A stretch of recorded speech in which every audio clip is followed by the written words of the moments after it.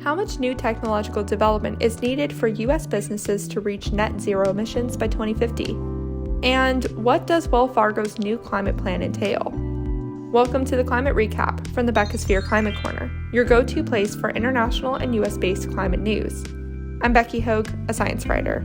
Today is Tuesday, May 10th. Let's jump right into the news you need to start your day. Let's start with a climate event. Wildfires going rogue in Siberia have killed at least 8 people as the winds are hindering firefighting and rescue efforts. The fires were likely started by sparking power lines, according to the Federal Forest Agency. The local branch of Russia's investigative committee announced it's launching criminal proceedings for causing death by negligence. Wildfires in this area are particularly impactful to global warming because they can melt permafrost, which holds a lot of methane from thousands of years' worth of decomposed plants and animals. Now to some climate studies. I want to start by continuing my explanation of one of the studies published in Science that I talked about yesterday, notably how governments risk $340 billion in lawsuits from oil and gas investors if climate action hurts their bottom line. And if climate action is done right, it should hurt fossil fuel investors' bottom lines because they're investing in what should be a dying industry. But something I didn't mention yesterday is that investors are able to do this through obscure international investment treaties. Countries have signed thousands of treaties to protect foreign investors from government action, and now it's coming back to bite them in the butt. The contracts allow investors to sue governments for compensation when contracts are interrupted, like if gas drilling projects were discontinued. These contracts are known as investor-state dispute settlements. The latest Intergovernmental Panel on Climate Change report, which was released last month, even mentioned ISDS mechanisms as a method of delaying the clean energy transition.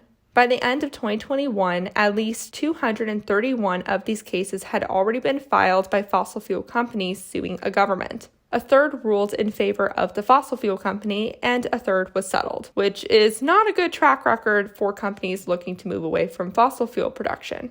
And companies won't just leave the lawsuits to wealthy countries. Developing countries actually stand the most to lose from these settlements. The head of the Energy Charter Treaty has called on the United Nations Secretary General to call an emergency meeting to cancel all ISDS treaties.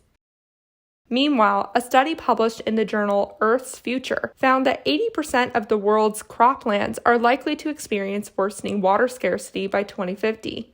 The researchers assessed current and future water requirements for global agriculture and predicted whether water from irrigation and rainwater would be sufficient to satiate the crops. Bottom line, it will not be without climate mitigation and agriculture reform now.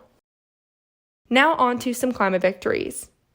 The Philippines Commission of Human Rights has found coal, oil, cement, and mining firms guilty of spreading climate misinformation that has resulted in inaction.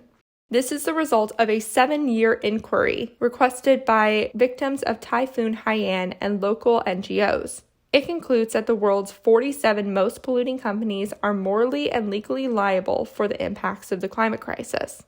The Commission has called on governments to phase out fossil fuels, promote renewable energy, and make sure companies are subject to strong corporate responsibility laws.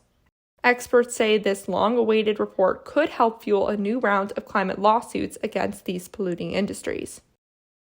Meanwhile, the think tank McKinsey recently released a roadmap for how U.S. businesses can reach net zero emissions. What's cool about this report is it shows how we have the vast majority of the technological developments we need to decarbonize now. According to the report, by 2025, 90% of the greenhouse gas curbs needed will come from the technology in the mature and early adoption phases. And as you look further out in time, those will still be the primary technologies being used. In other words, the ones coming out on the market right now are likely to be the ones that will get us through the clean energy transition. So there's no more "we have to wait for the tech" excuses anymore.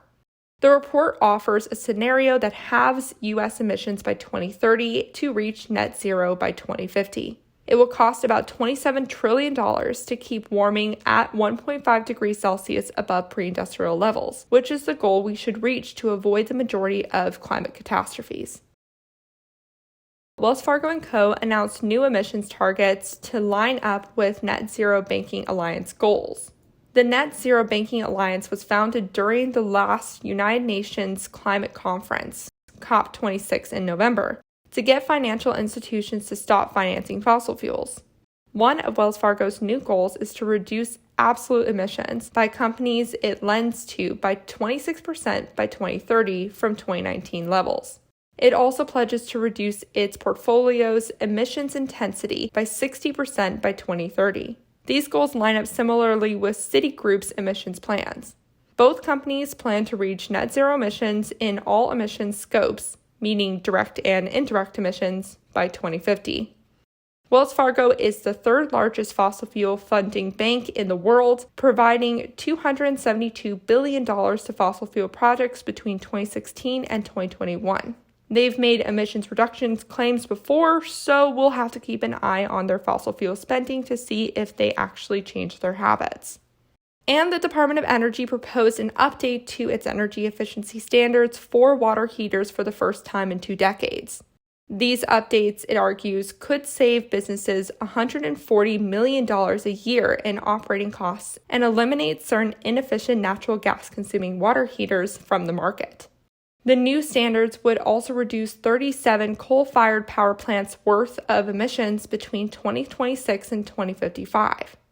Naturally, the American Public Gas Association is against this new DOE proposal, and the proposal will still need to be finalized after a public comment phase. Now on to a developing story. Yesterday, U.S. federal regulators heard arguments from the passenger rail service Amtrak and 2 freight companies, which are fighting over the same railroads. Amtrak has tried to provide transportation from New Orleans to the rest of the Gulf Coast since Hurricane Katrina, but these freight companies, Norfolk Southern and CSX, have blocked them from using the tracks in that area.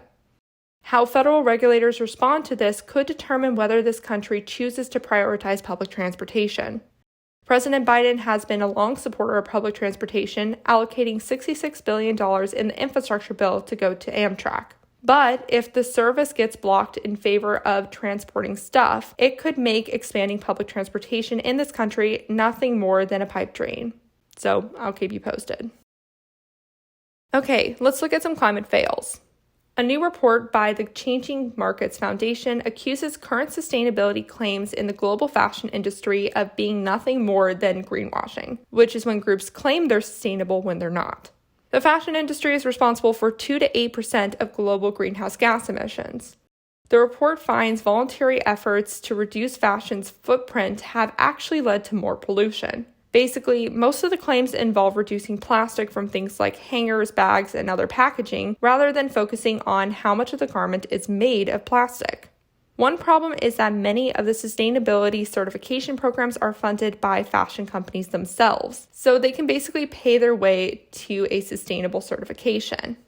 Remember, the best way to reduce your closet's impact is to buy secondhand. Over to tech, Samsung is increasing its investors' risk as it continues to primarily run on fossil fuels without a net zero pledge in sight. It hasn't tried to transition like many of its competitors, like Google, Apple, and the Taiwanese chip maker TSMC. Samsung produced about the equivalent emissions through direct and indirect operations as the country of Norway.